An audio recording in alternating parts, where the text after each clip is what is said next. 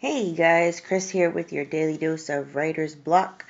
Today we'll be going over how you can effectively make your descriptions sell your books better. We're going to go over both nonfiction and fiction descriptions and what they should have and all the fundamentals of the descriptions, what they need to say in them in order for you to sell your books more effectively. So besides your cover, which is the main sale point, is, how does the reader feel whenever they look at your cover? The second thing they look at is your description. And also that needs to have a certain appeal to your reader. Everybody knows this. So if you think yourself, if you're thinking of yourself when you look at a book, you're always going to read the description or what the book is about before you buy it. So what we're going to go over today first is in nonfiction books. We're going to go over nonfiction first. So a lot of times people use this for their business. They use this for memoirs. They use this for different things. Excuse me. They will basically have this same format to be able to sell the book better. And it's more appealing to the reader because they're going to know exactly what they're going to get out of the book. So people for nonfiction, a lot of times they're looking for certain information, or they can be looking for an escape, like memoir or poetry or something like that. But they like to see a good description of what the book is about. Okay, so we're going to dive right in to the descriptions now for the nonfiction. Okay. So the first fundamental, the first component of your description needs to be what is the pain point or what is the problem that your reader is trying to resolve, okay? So you need to clearly outline in your description what is it that your reader is looking to resolve. What type of problem are they having now that they want to resolve by the end of your book, okay? That's going to be the first component of your description. 2, what you're going to do is you're going to offer them a solution to that problem in the form of your book, okay? So what you're going to do is you're going to first recognize that they have an issue, voice that issue, and then afterwards what you're going to do is you're going to offer them their solution in the form of your book, and you're going to describe how you're going to do that, okay? You're going to tell them why you are the expert, okay? You're going to tell them what credentials that you have, why should they listen to you, because if they don't have a good reason why to listen to you, they're going to just skip over your book and try to find one, from somebody else that's, quote unquote, more qualified than you are, okay? So what you're going to do is you're going to tell them or recognize what problem they have. You're going to offer your book as a solution, and then you are going to tell them why you have the credentials to help them with their issue, okay? Number 4, show them how they will benefit from your book, okay? So what you're going to do is you're going to, basically, you can do this in a list. You can, put this in, prose form. You can just write it out. By the end of my book, you will type stuff, okay? So what you're going to do is you're going to tell them how is it that you're going to help them solve their problem, okay? What is the benefit that they're going to get from it? Because that's what everybody's interested in. If you really look at anything in life, what you're going to see is, what am I going to get out of it, okay? So what you need to do is you need to present the problem, say this is the book for you, tell them why they should listen to you, and then fourth, what am I going to get out of it, okay? So the 5th part of this is going to be show them an example of how you've helped people before, or how you've basically any service that you've done for somebody, or how your method has worked, or how your thought process has worked to solve this same issue. And this could be in the form of client testimonials that you have. This could be in the form of just any raving reviews you might have from somebody. Just you need to show them or prove to them how this method has worked for other people, okay? So afterwards, sorry, I have notes over here, so I'm going to be peeping over here so I don't forget anything. After you do that, you are going to make them ethical and valid promise, okay? So what you're going to do is you're going to say, at the end of this book, this is what you're going to get out of it, okay? And you're going to give them a valid promise of whatever results that they're going to get from the book or what they're going to get out of the book, okay? So this needs to be you saying to them, for example, that you're writing a book on self-development, okay? You're writing a book on self-development. My goodness, every time that I have to, my screen keeps timing out on me. And then it goes to a different screen. So every time that I do this, it's so funny. But what you need to do is you need to, like in this self-development book, what you're going to say is, something along the lines of, by the end of this book, I will help you feel more motivated and inspired to do whatever it might be that the book is specifically on. It could be, a bunch of different things, okay? So the next thing that you would do is warn them against waiting. The tactic of, like there's only so much time, or there's only a few left, or a scarcity tactic works a lot of times. And then what you would do is you would basically finish up the sale by making a call to action. That's what in business terms, that's what they call it, a call to action, okay? So that means, buy my book now, or begin reading to start the journey to more inspiration, or whatever it might be that your book is about, okay? So just to recap, for nonfiction books, okay? For nonfiction, it's going to be you observing whatever the problem or the pain point that your reader might have. So what is the problem that they have that they want to get solved, okay?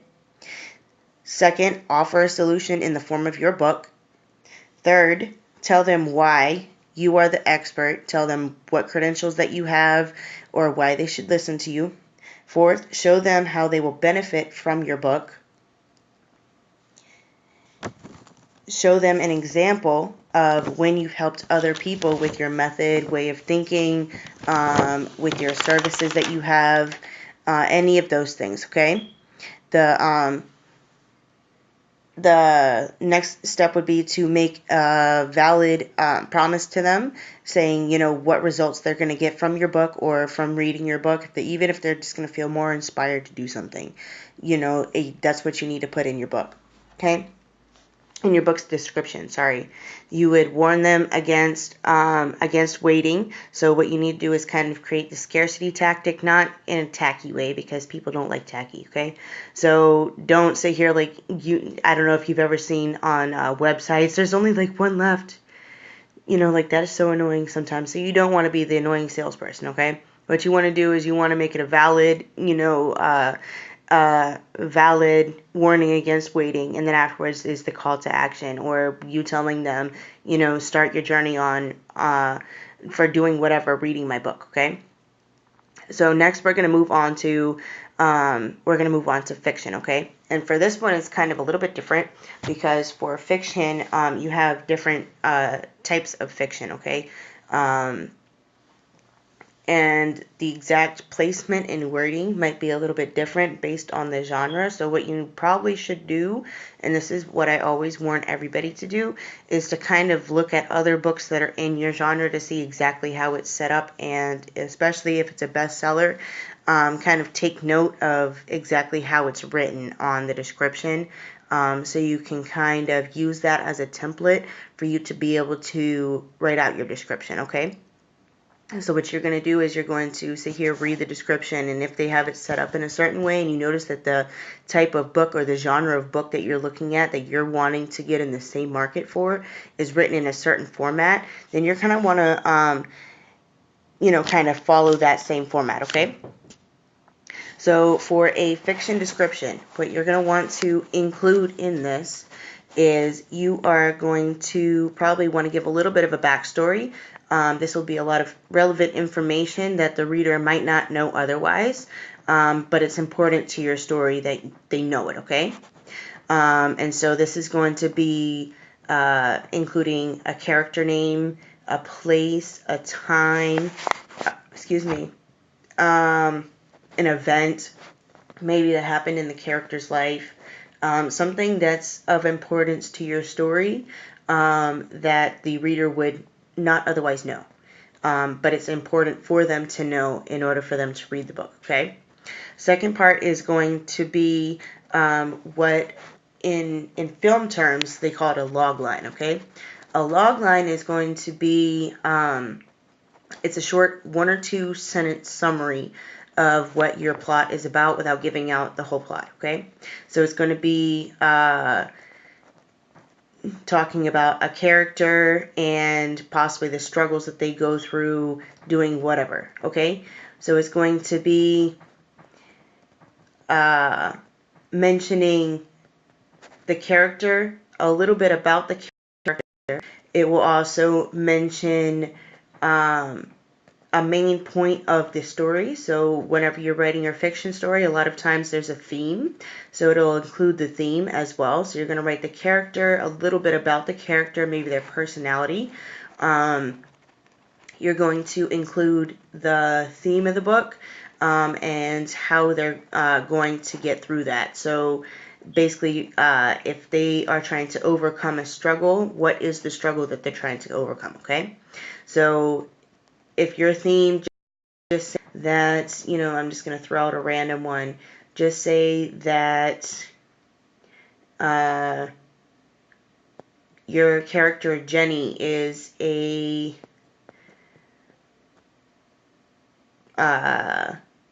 I don't know, a bubbly barista, okay? Just say that Jenny is a bubbly barista and she is struggling to overcome her fear of something, okay?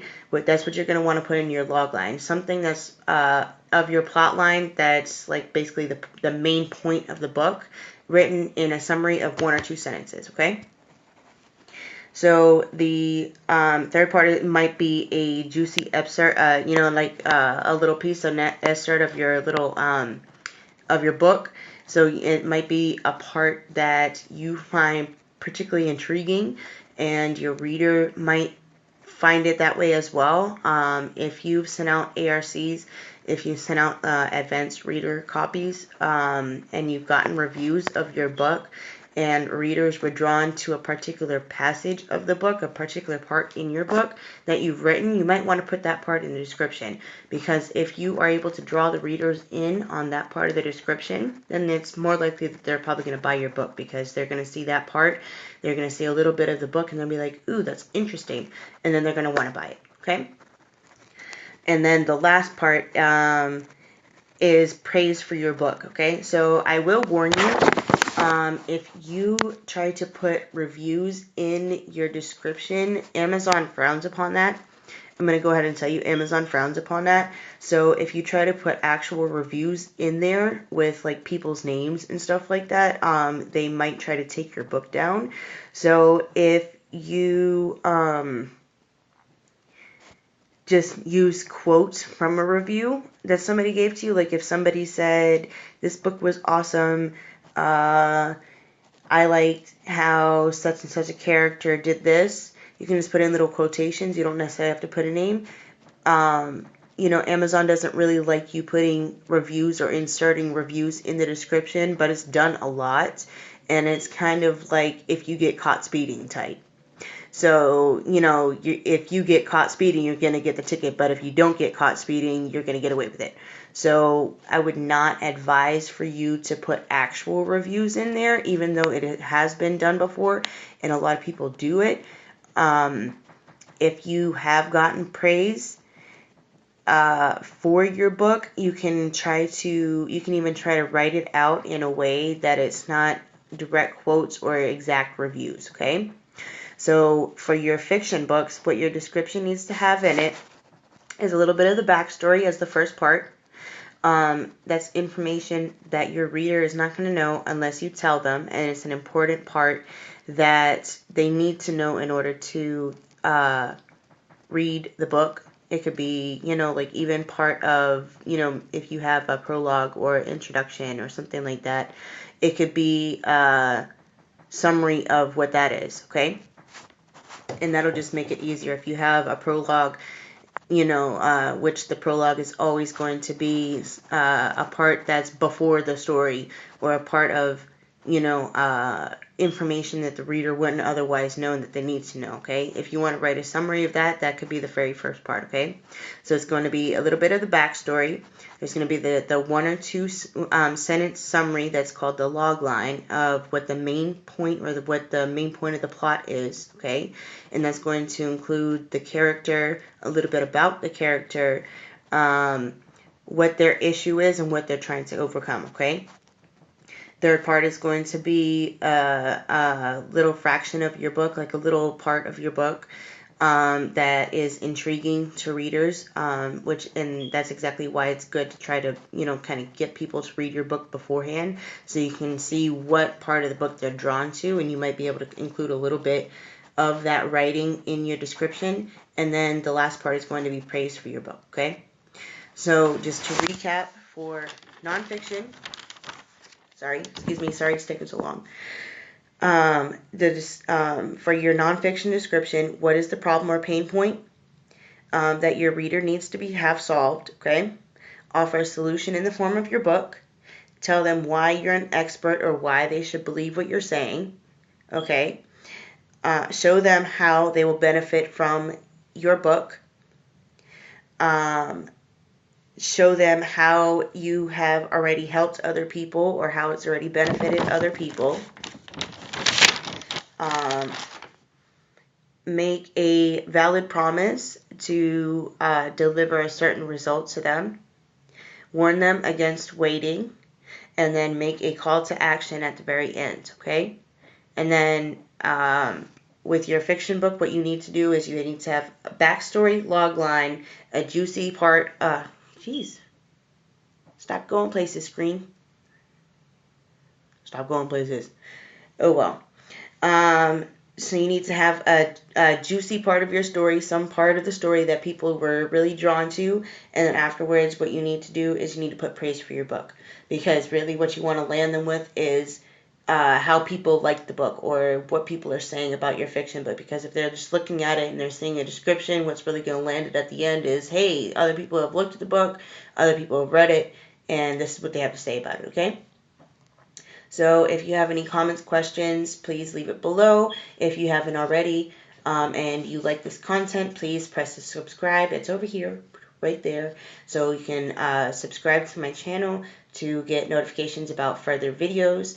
And I hope you enjoyed this particular video and that you will check out the rest on my channel. Alright guys, you have a nice day, and I will see you on the next episode of Writer's Block. Thank you. Bye.